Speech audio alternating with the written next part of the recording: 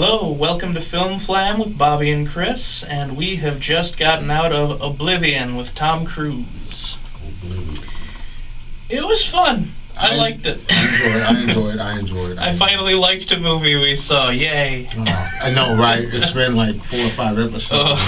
He's kind of bashed everything, so... They've sucked. Well, you know. But no, this was good. I'm a big sci-fi guy, so this was just, this was a lot of fun. If you have sort of an encyclopedic knowledge of sci-fi, you're going to enjoy the hell out of this movie. You know, Chris figured it out the first 2 or 3 minutes. So it took me about 30 minutes to kind of get into what was going on, you know, and what the directors were actually doing with this movie. It's not. It is sort of a mysterious thing, but it's really not. It's not deep. It is not a deep movie by any means. So don't try and like start drawing big things. It's not Blade Runner. Right. It's not anything like that. Right. Honestly, I sort of, like I was saying, you disagreed, but I sort of saw, mostly at least plot-wise, I Am Legend, Fahrenheit 451, and The Matrix. Easy. And then you just start seeing shot-for-shot allusions to all these other movies, and especially when you finally meet the villain at the end. Other movies you'll see Independence Day, you'll see Star Wars, 1, 2, 3, 4, 5, and 6. You'll see all that, and as what Chris called it, a sci-fi mashup. I mean, you know, that's it. I mean, Tom Cruise, you get what you get with him. Yeah. You know what I mean? Morgan Freeman, who doesn't like him? I like the movie for one reason, because it was just what you said. It became interesting to kind of sit back and say, oh, I know where that scene is from. I know where that scene is from. I think this would be a fantastic drinking game. I really do. Yeah. I can agree with that. You know, the cast was good.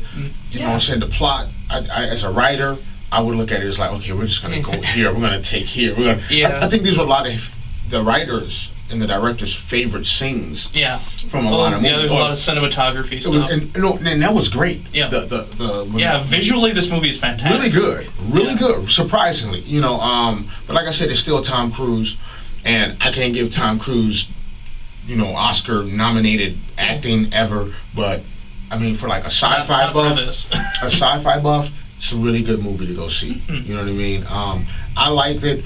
The one part that really stood out to me was when, and this is going to trip everybody, and I'll give this away, but go see it. But when he was trying to, when he found out that was his wife.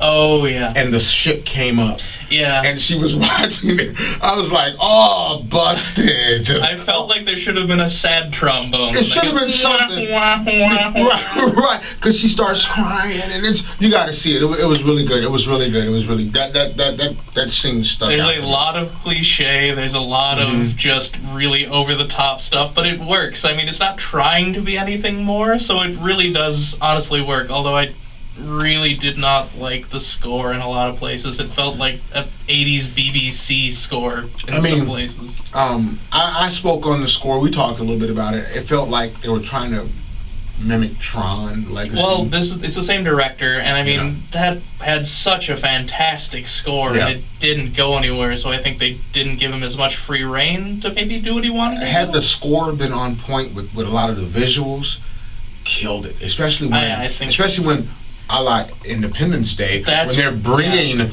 the bomb back, and the visual. One thing I did notice is that giant spaceships like that, they have a lot of useless space. Yeah. It's like big for nothing. You know what I mean? It's just that was very Independence Day when you get inside the ship and it's just a shell. I mean, it's just like a shell. But, I mean, had the score been right even there to make it seem kind of like climactic, like we're gonna get there. It felt like there should have been more, and like there's a lot of sort of other sci-fi where the protagonist in the post-apocalyptic world finds all the old music. It felt like they were going to do something more with that, but they really didn't.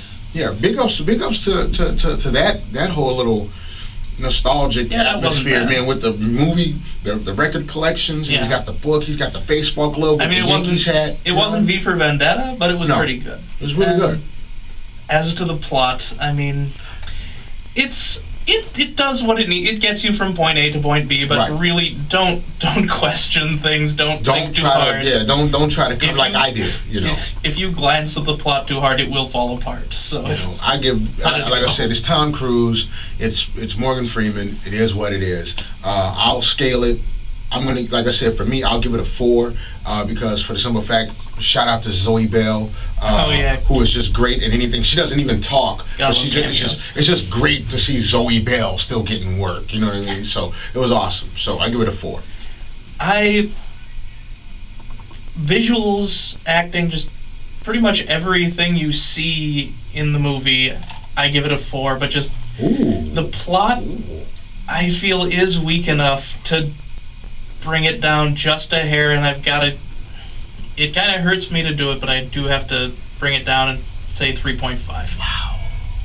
Nah, man, you can't go 4 to 3.5.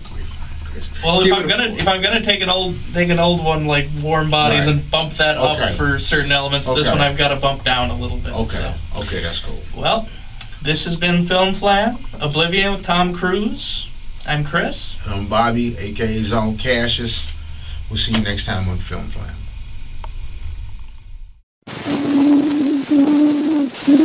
Wow.